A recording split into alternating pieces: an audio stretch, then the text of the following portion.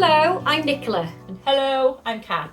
We're speech and language therapists from Helping Kids Shine, and today we're going to talk about the difference between visual support and AAC, which is augmentative and alternative communication. So AAC is the child's voice and visual support is essentially the adult's voice to help a child transition from one thing to the next or to help with their understanding.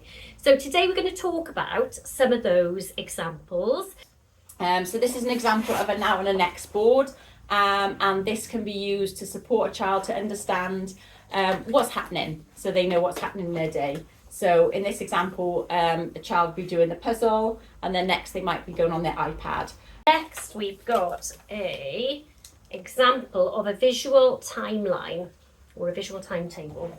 So this is an example of a morning routine.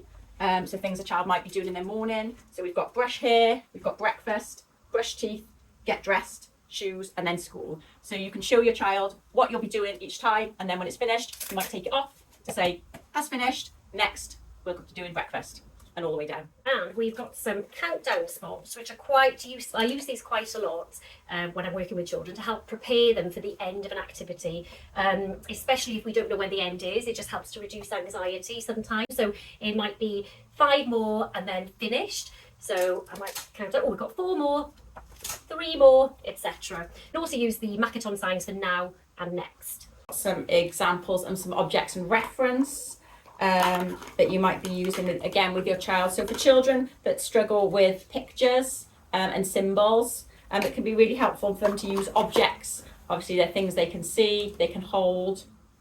So a plate to show it's dinner time, a duck to represent bath time, a bag for shopping,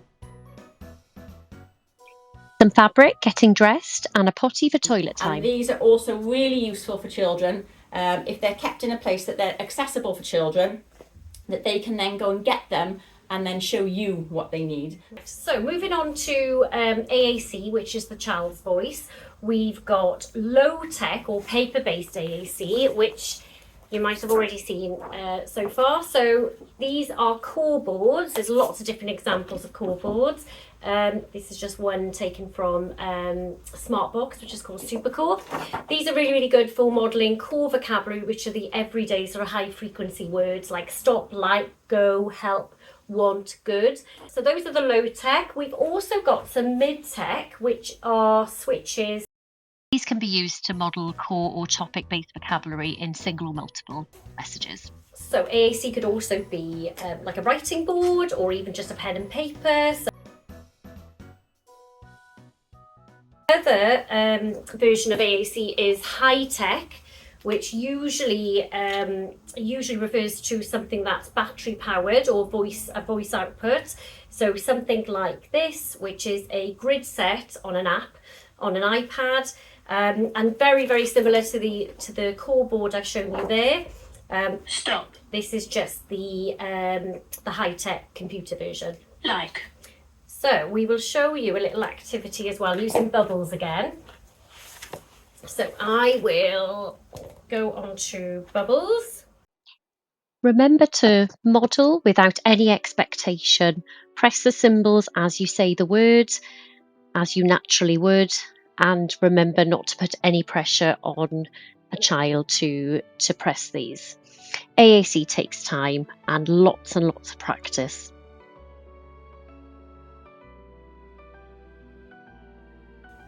Finished. So Makaton is another type of AAC, which is obviously no tech. You don't need any technology for that, just your hands. So, got more, help, finished. So lots of Makaton signs can also help to visually reinforce language and help with understanding as well.